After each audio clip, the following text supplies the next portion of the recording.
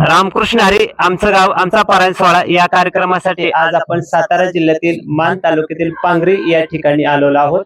आपल्याला दृश्य पाहावयास मिळत आहे ते पांगरी येथील अखंड हरिनाम सप्ताहाचं आहे. खरं तर पांगरी हे महाराष्ट्रातील एक वेगळं पण सिद्ध करणारे हे गाव आहे आणि याच गावामध्ये अखंड हरिनाम सप्ताह सुरू करण्यात आलेला आहे. किती वर्ष हा सप्ताह सुरू झालेला आहे करून, त्याचबरोबर या सप्त्यातून काय मिळालेलं आहे आणि कोणकोणते कार्यक्रम आहेत आणि भविष्यात काय अजून या अखंड हरिनाम सप्त्याच्या निमित्ताने नियोजन आहे, अशी विविध माहिती आज आपण घेण्यासाठी पांगरीकर ग्रामस्थ आणि वारकरी यांच्याशी आज संवाद साधणार आहोत. रामकृष्ण हरी महाराज. रामकृष्ण हरी. माऊली, पहिल्यांदा तुमचं नाव सांगा. रामकृष्ण हरी. मी विष्णू गायकवाड, पांगरी, की या वारकरी संप्रदायाची सुरुवात. सर, तुमच्यासाठी पहिला प्रश्न आहे की आपल्या पांगरी गावामध्ये किती वर्षापूर्वी हा अखंड हरिनाम सप्ताह सुरू केलेला आहे आणि काय त्यावेळेला विचारधारा होती? या वारकरी संप्रदायाची सुरुवात प्रामुख्यानं एक दिंडी क्रमांक 51 ही आमच्या पांगरी गावामध्ये येत होती आणि या दिंडीचं नेतृत्व अकबर आबा कुशीकर हे करत होते आणि त्यांनी एक संकल्पना मांडली, या गावामध्ये पारायण सुरू करूया. सन 1986 या गावामध्ये पारायणाची सुरुवात झाली आणि ग्रामस्थांनी उत्स्फूर्तपणे त्यामध्ये सहभागी होऊन या ठिकाणी एक सुंदर सोहळ्याचं नियोजन केलं. 1986 पासून ते आजपर्यंत या ठिकाणी अखंड हा पारायण सोहळा सुरू आहे. बर, आपले जे आहेत आता नामदेव रंगनाथ गायकवाड भाऊ यांचाही या निमित्तानं आज तुम्ही स्मरण करताय, त्यांचाही काही सहभाग आहे? कशा पद्धतीने त्यांचा सहभाग आहे पारायण सोहळ्यामध्ये? पार्श्वभूमी पाहता की भावनी बलबीम आबा, यानंतर काय आमचे उत्तम बापू असतील, यांनी या पारायणासाठी या ठिकाणी खूप मोठं योगदान दिलेलं आहे आणि नामदेव भाऊने खास करून याची धुरा सांभाळली. महाराजांचं नियोजन करणं, सगळं नियोजन करणं, एक सुंदर नियोजन भाऊने केलेलं आहे. धन्यवाद. रामकृष्ण हरी माऊली. रामकृष्ण हरी. नाव सांगा पहिल्यांदा तुमचं. दिलीप गायकवाड. दिलीप गुरुजी म्हणतात मला. बर, गुरुजी, तुमच्यासाठी पहिला प्रश्न असा आहे की जे आपले या वर्षीचे कार्यक्रम आहेत, या कार्यक्रमामध्ये कुणाची कीर्तन आणि प्रवचन होणार आहेत? धन्यवाद सर. या ठिकाणी आमच्या या वर्षीच्या पारायण सोहळ्यामध्ये 24/4/2026 ते 30/4/2026 या कालावधीमध्ये हा पारायण सोहळा संपन्न होते. त्या पारायण सोहळ्यामध्ये पहिल्या दिवसाची कीर्तन सेवा 24/4/2026 हरिभक्त पारायण दीपक महाराज भोयटे मठाची वाडी आणि त्याचं सौजन्य आहे पारायण मंडळ. त्याच दिवशी आमच्याकडं दररोज आमच्याकडं अन्नदान असतं, त्याची पण पंगत असते आणि ती पंगत, त्या पंक्तीत सौजन्य आहे श्री माणिक हरिबा आवळे. त्यानंतर दुसरा दिवस आमचा शनिवारी 25/4/2026 रोजी कीर्तनकार आहेत हरिभक्त पारायण वैष्णवीताई पवार, बारामतीचे आहेत. कीर्तन सौजन्य आहे श्री चंद्रकांत नायकुले, नितीन गायकवाड आणि प्रमोद गायकवाड. संत पंगत त्या दिवशीची आणि अन्नदाते आहेत श्री दामोदर दिनकर गायकवाड. त्यानंतर पुढचा दिवस आहे आमचा रविवार 26/4/2026. या दिवशीचे कीर्तनकार आहेत हरिभक्त पारायण गणेश महाराज दळस पंढरपूर आणि या कीर्तनाचं सौजन्य आहे श्री महादेव भगवान गायकवाड. त्या दिवशीची अन्नदाते आहेत श्री अर्जुन दिनकर गायकवाड. पुढचा आमचा चौथा दिवस आहे, त्या दिवशी कीर्तनकार आहेत हरिभक्त पारायण कृष्णदेव महाराज पिंपरी बुद्रुकचे आणि सौजन्य आहे श्री मोतीराम बाबुराव गायकवाड. त्या दिवशीची अन्नदाते संध्याकाळचे श्री नानासो साहेबराव गायकवाड. पुढची कीर्तन सेवा मंगळवार दिनांक 28/4/2026 कीर्तनकार आहेत हरिभक्त पारायण अर्पिताताई अमराळे, झी टॉकीज मनमंदिरच्या फेम आहेत त्या आणि सौजन्य आहे कैलासवासे बाळासो विठ्ठल गायकवाड यांच्या स्मरणार्थ राहुल बाळासो गायकवाड. आणि त्या दिवशीची पंगत आहे श्री जयंत राहुल निलेश राजेंद्र गायकवाड यांच्या टीम मार्फत. पुढचा दिवस आहे बुधवार 29/4/2026 आणि त्या दिवशीची कीर्तन सेवा आहे हरिभक्त पारायण गोरख महाराज कुंभार यांचे आहे. कीर्तन सौजन्य आहे कैलासवासे प्रल्हाद मारुती गायकवाड यांच्या स्मरणार्थ भाऊसाहेब प्रल्हाद गायकवाड दादा. आणि त्या दिवशीची संत पंगत अन्नदाते आहेत श्री विठ्ठल बळवंत गायकवाड यांच्या स्मरणार्थ श्री राजेंद्र विठ्ठल गायकवाड आबा यांच्या वतीनं होत आहे. आणि आमच्या काल्याचं कीर्तन केव्हा आहे? काल्याचं कीर्तन आमच्याकडे 30 तारखेला होते. त्या दिवशीची कीर्तन सेवा आहे हरिभक्त पारायण केशव महाराज मुळीक, ज्ञानेश्वरी कंठभूषण लासुर्णे, आणि यांचं सौजन्य आहे श्री तुषार हंबीरराव गायकवाड व श्री प्रसाद हंबीरराव गायकवाड, नुकतेच PSI झाले त्यांच्या मार्फत आहे. आणि या दिवशीचा जो गुरुवारचा महाप्रसाद आहे 30/4/2026 अन्नदाते आहेत कैलासवासे पंढरनाथ गोविंदराव गायकवाड यांच्या स्मरणार्थ श्री धनंजय पंढरनाथ गायकवाड यांच्याकडून होणार आहे. धन्यवाद. सर, अजून एक तुमच्यासाठी प्रश्न आहे की आपलं कीर्तन सेवा झाल्यानंतर अनेक गावामध्ये त्यानंतर यात्रा असते किंवा असं वेगवेगळे कार्यक्रम असतात, तर ही पारायण संपल्यानंतर तुमच्याकडे कुठले आहे का असं यात्रा किंवा कुठल्या साधारण देवाची? पारायण संपल्यानंतर आमच्या गावचं आराध्य दैवत कुलस्वामी श्री ज्योतिबा, या ज्योतिबाची पालखी सोहळा 1 तारखेला या ठिकाणी 30 तारखेला या ठिकाणी संपन्न होतोय. पालखी सोहळ्यानंतर या ठिकाणी ग्रामप्रदक्षिणा झाल्यानंतर संपूर्ण गावासाठी या ठिकाणी एक महाप्रसाद असतो. हा महाप्रसाद रामदास कृष्णाजी गायकवाड यांच्या वतीनं असतो. आणि त्यानंतर दुसऱ्या दिवशी आमच्या खंडोबा देवाची यात्रा असते. या गावचं ग्रामदैवत कुलदैवत याचं या ठिकाणी जागरण गोंधळ या गाव स्वरूप या ठिकाणी उत्स्फूर्तपणे या ठिकाणी संपन्न आता एक सांगा, म्हणजे तुमचं पारायण सोहळा आणि यात्रा असं संगम साधूनच तुमचं हे नियोजन असतं का? कारण कसं असतं, पुणेकर मुंबईकर यांना सुट्ट्याचा सहयोग साधून या ठिकाणी पारायण आणि ज्योतिबा यात्रा खंडोबा यात्रा याचं या ठिकाणी एक सुंदर असं नियोजन केलं जातं. धन्यवाद. रामकृष्ण हरी. रामकृष्ण हरी. नाव सांगा पहिल्यांदा. विकास गायकवाड. बरं, नोकरी व्यवसाय काय? नोकरी मुख्याध्यापक आहे मी. बरं, आणि आज या निमित्तानं आता एक सांगा सर, तुमच्यासाठी प्रश्न आहे की आता तुम्ही व्यवसाय करत नोकरी आहात, मुख्याध्यापक आहात, तर पुणे मुंबईला आपले लोक आहेत व्यवसाय नोकरी निमित्त, त्यांचा सहभाग कसा असतो आपल्या या कार्यक्रमाकडे, यात्रा जत्रा पारायणाच्या निमित्तानं? खरं तर दुहेरी उद्देशानं या ठिकाणी पारायण सुरू झालेलं आहे. लोकांच्या मध्ये भक्तिभाव निर्माण व्हावा, त्याचबरोबर जे बाहेर गेलेले आहेत, मग पुण्याला असू द्या मुंबईला असो कुठेही, म्हणजे गाव सोडून बाहेर गेलेले लोक आहेत, या लोकांना पुन्हा गावामध्ये आणण्याकरता खऱ्या अर्थानं वेगवेगळे कार्यक्रम या ठिकाणी आयोजित केले जातात. आणि मग त्या निमित्तानं त्या गावाशी कनेक्ट राहण्यासाठी, सगळ्यात महत्त्वाची गोष्ट कनेक्ट राहण्यासाठी या सगळे उपक्रम आपण बघतोय. आणि पारायण ही अशी गोष्ट आहे की आध्यात्मिकाला माणूस ताबडतोब कनेक्ट होत असतो. जसं वेगळं सांगायला तुम्हाला हरकत नाहीये की जे मुंबईला आहेत पुण्याला आहेत या लोकांनी पाणी फाउंडेशन, खरं तर महाराष्ट्रामध्ये पाणी फाउंडेशन कुठं सुरू झालं तर पहिल्यांदा पांगरीमध्ये सुरू झालं, त्याचा उगम पांगरीमध्ये आहे. तर त्या लोकांनी तिथून पैसे इथं पाठवले होते की लोकांना गावातल्या या गावचं आपण काय तर देणं लागतो आणि या माध्यमातून लोकांची कनेक्टिव्हिटी वाढावी.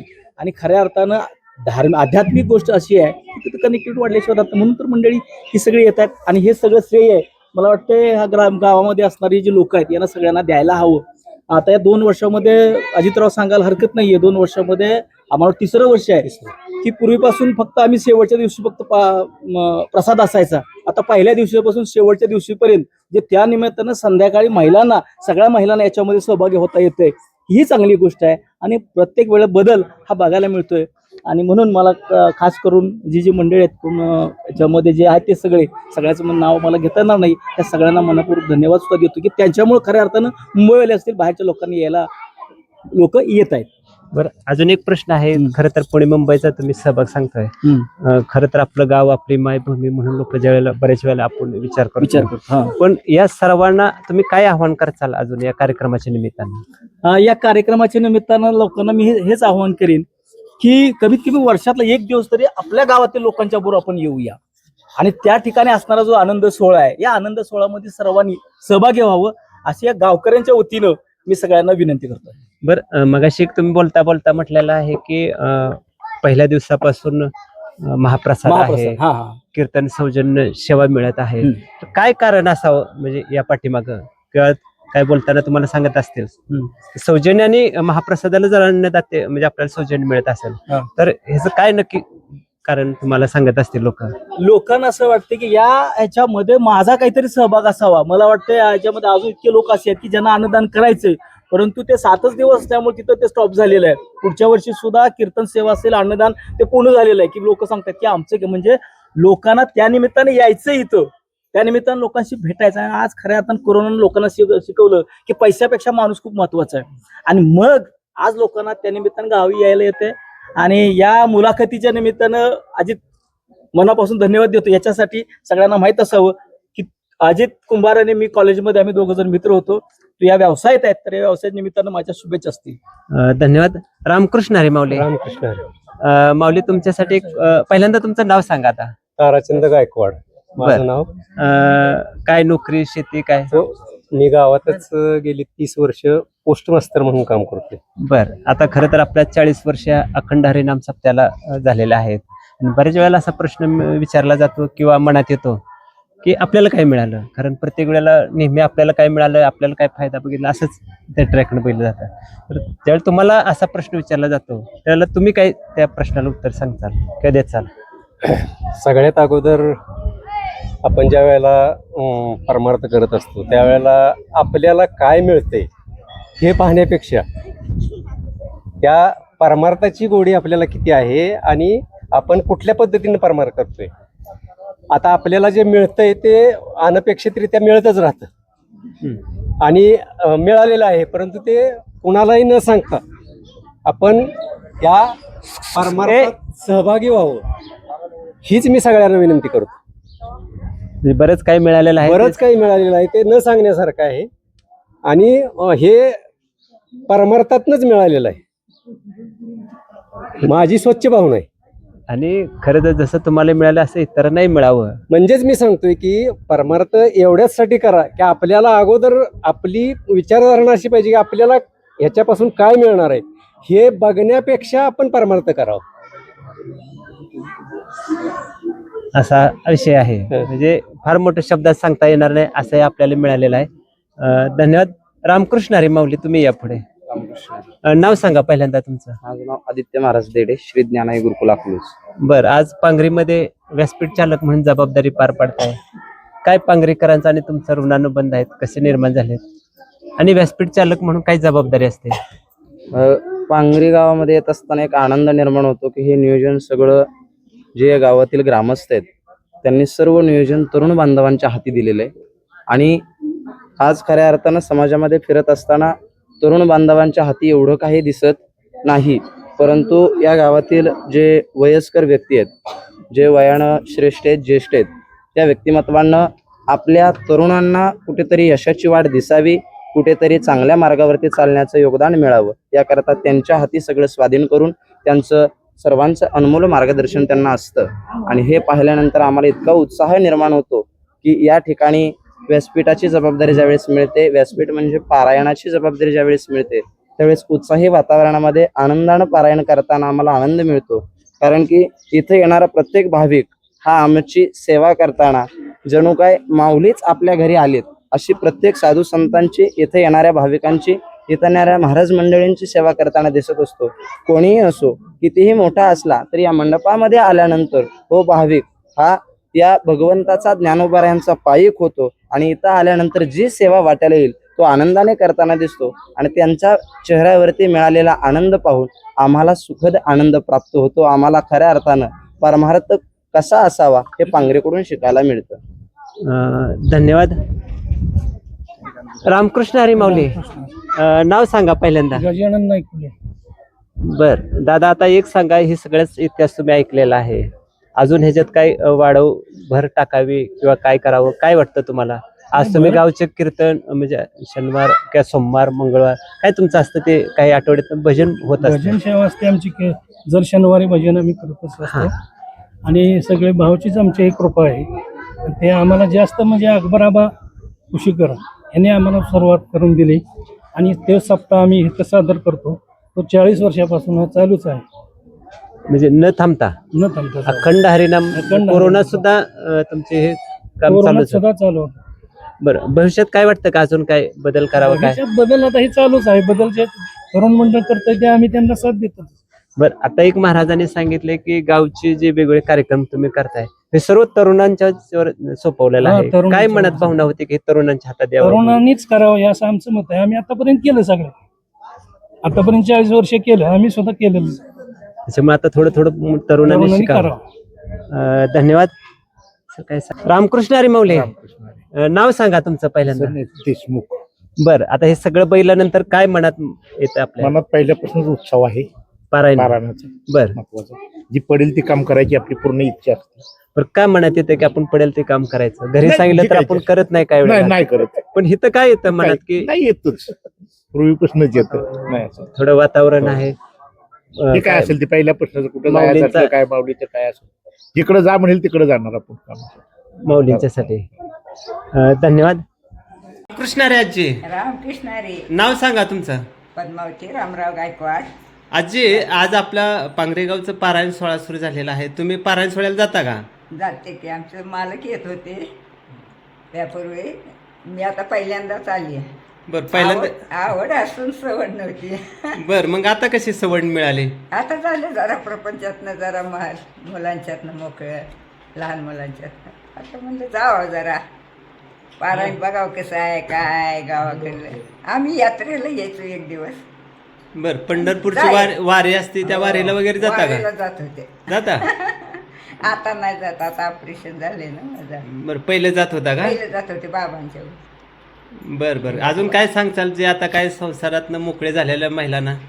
काय का आता काय सांगायचं, दुसरं काय सांगायचं. आता निवांत आहे हो का, ज्याचे त्याच्या मागे प्रपंच आहे त्याच्या स्वाधीन केलाय. आता आपण काय बघायचं नाही, नुसतं 2 टाइम जेवायचं बसायचं टाळवर.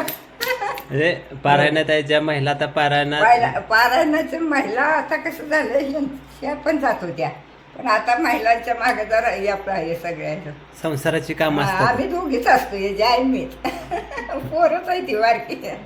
बर, रामकृष्ण हरी ताई. रामकृष्ण हरी. ताई, तुमचं नाव सांगा पहिल्यांदा. पुष्पलता सूर्यकांत गायकवाड. बर ताई, आपल्या गावात पारायण सुरू झालेला आहे. महिलांचा सहभाग कसा असतो? भरपूर सहभाग आहे, आवड आहे, भरपूर महिला आहेत त्या. आवड आहे पण सवड नाही. अजून रानाची कामं चालू. मुलं येते ती, यात्रा आहे, मोठा कार्यक्रम असतो, आनंद असतो 8-4 दिवस. बर, छान वाटतं. संत पंक्तीला सुद्धा तुम्हाला जेवण बनवावं लागत असेल ना? हो, करू लागतो की वेळे काढेल. आजपासून तर भांडी घासायला सुरुवात करणार आहे. संध्याकाळी जेवण असतं. आजपासून भांड्याला आमची नावं दिली ती. म्हणजे भांडी घासायचं, स्वयंपाक बनवायचा. हो, स्वयंपाक बनवायचा. ह्याच्यातनं काय मिळतं असं विचारलं तर? आनंद मिळतो, आनंद मिळतो, आनंद मिळतो. आनंद मिळतो. आमचं गाव आमचा पारायण सोहळा या कार्यक्रमासाठी खरं तर आज सर्व पांगरीकरांनी मंदेश भूषणशी बोलताना इतिहास सांगितलेला आहे. खरं तर एक जबाबदारी आज तरुणांच्यावर देऊन त्यांनी पुढच्या पिढीला यात सहभाग करून घेतलेला आहे. खरं तर पांगरीकरांचं मनपूर्वक धन्यवाद. आणि असंच खरं तर एक प्रेरणादायक काम इतर गावातील लोकांना प्रेरणादायक ठरलेलं आहे. सर्व मंदेश भूषणशी बोललेल्या सर्वांना मनपूर्वक धन्यवाद. रामकृष्ण हरी. आपण थेट अखंड हरिनाम सत्यामध्ये आलेलो आहोत. नामदेव गायकवाड भाऊ यांचं आपल्याला या निमित्तानं दर्शन झालेलं आहे. खरं तर अखंड मेहनतीतून त्यांनी हा अखंड हरिनाम सप्ताह अकबर आबा कुशीकर यांच्या मार्गदर्शनास उभा केलेला आहे. थेट आपण आलोय ते ज्ञानेश्वर माऊलींचं दर्शन झालेलं आहे.